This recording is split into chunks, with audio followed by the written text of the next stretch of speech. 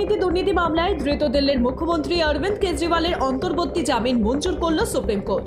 বিচারপতি সঞ্জীব খান্না এবং বিচারপতি দীপঙ্কর দত্তের ডিভিশন বেঞ্চ শুক্রবার এই নির্দেশ দিয়েছে।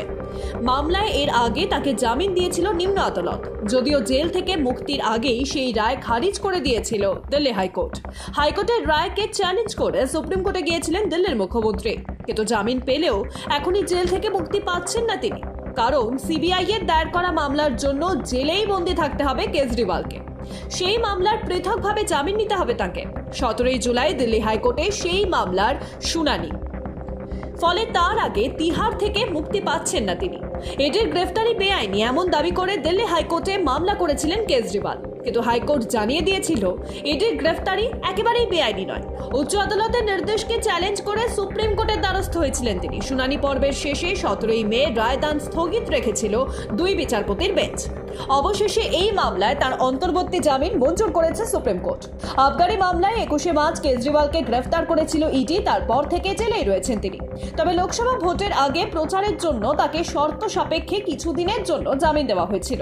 সেই মেয়াদ শেষ হওয়ার পর 20 জুন আবারও তিহারে ফেরেন তিনি।